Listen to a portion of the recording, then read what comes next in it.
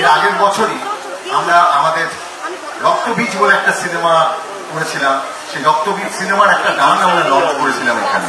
আর মায়ের আশীর্বাদ আমরা পেয়েছিলাম মেট্রোপলিটন দুর্গাবাড়ির যারা এখানকার যত মানুষ আছে তাদের আশীর্বাদ, ভালোবাসা, শুভেচ্ছা সবই পেয়েছিলাম। আর তা না হলে রক্তবীজ এই বিপুল সাফল্য পেতে পারত না।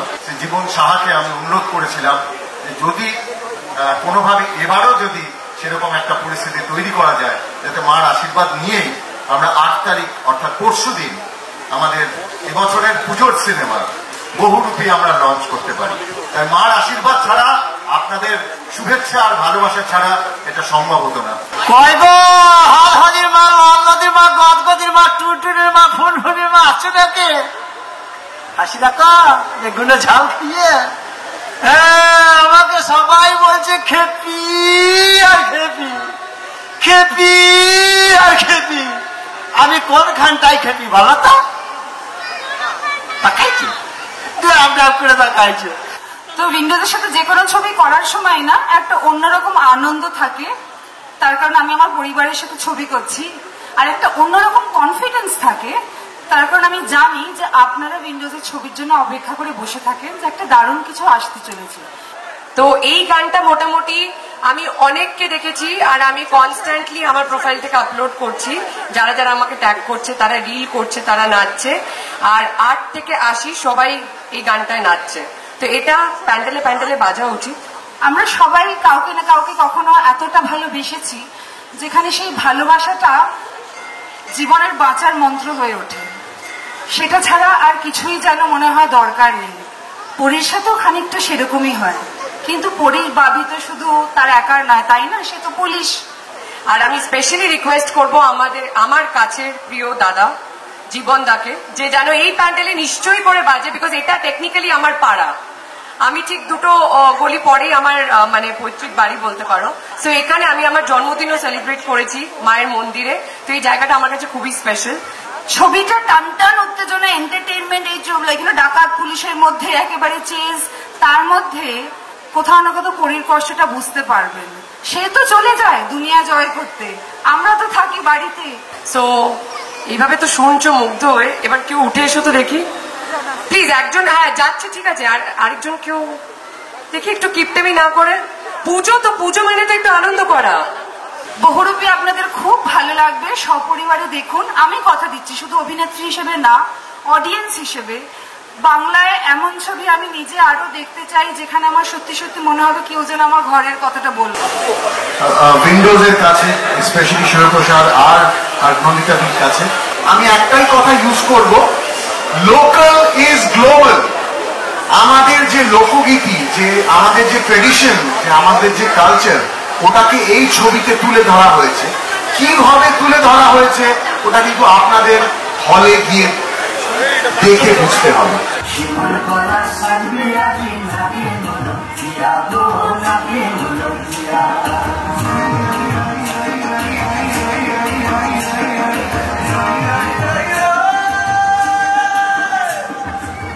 বহুরূপী একটা খুব চ্যালেঞ্জিং ছবি ছিল লেখাটা, কারণ এটা একটা সত্য ঘটনার উপরে অবলম্বিত, কিন্তু সেটাকে একটা গল্পের ফর্ম দেওয়া, একটা সিনেমা তৈরি করা, শুধু একটা ঘটনা দিয়ে তো সিনেমা হয় না, অনেক কিছু তাতে থাকে, সেটাকে তৈরি করাটা খুবই কঠিন ছিল।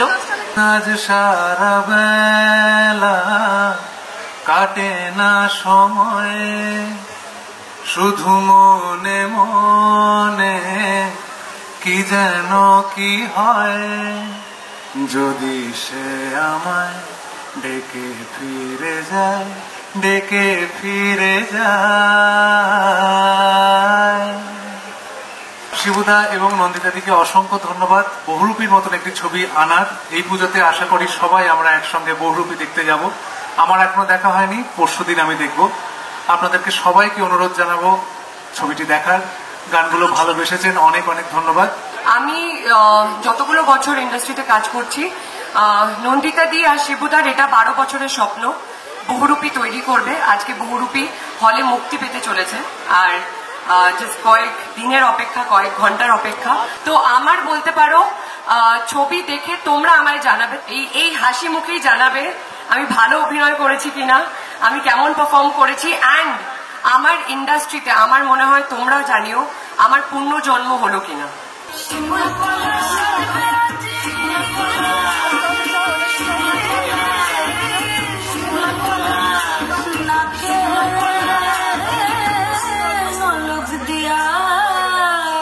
খুব ফর্চুনেট যে আমি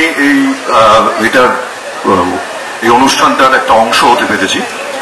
শিবুকে আমি খুব ছোটবেলা থেকে চিনি। শিবুর সঙ্গে আমার সম্পর্কটা একদমই দারুণ একটা ঘৃণার সম্পর্ক, এবং এই ঘৃণাটা আমাদেরকে এগিয়ে নিয়ে যায় আমাদের অদ্ভুতভাবে একটা ভালোবাসার দিকে। কিরকম অদ্ভুতভাবে ওটা দায়িত্ব নিয়ে আমাকে এমন কিছু করতে বলে যেটা আমি না করতে পারি। আমি ডাউন দ্য ইয়ার্স আমি এটা রিয়েলাইজ করেছি যে শিবু যদি প্রোডাকশনে না আসতো তাহলে বাংলা ইন্ডাস্ট্রির একটা অংশ অসম্পূর্ণ থাকত। তুই কেন এলি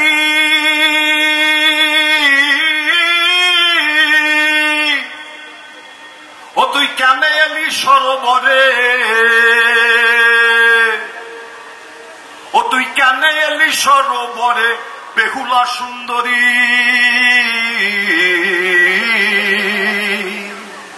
ও তুই কেন এলি সরোবরে বেহুলা সুন্দরী, তুই কেন এলি সরোবরে বেহুলা সুন্দরী।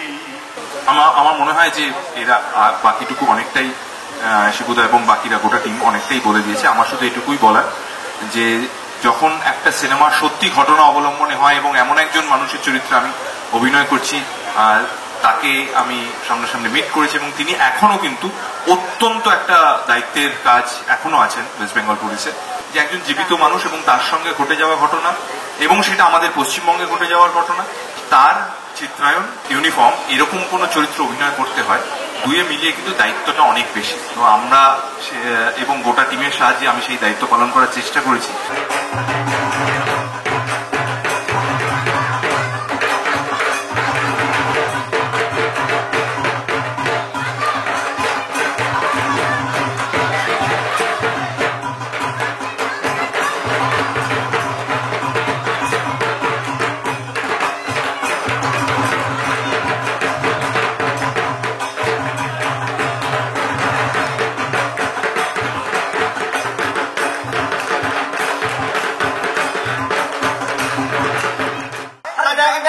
জামাই এসেছে বাবা, ফ্যান খাবার ডিব্বাটা ভেঙে ফেলেছে, তাই পান খেয়েছি, পিক ফেলেছি, দাঁত করেছি ছোলা, আমার বন্ধুর নাম রেখেছি মুড়ি ভাজা খোলা।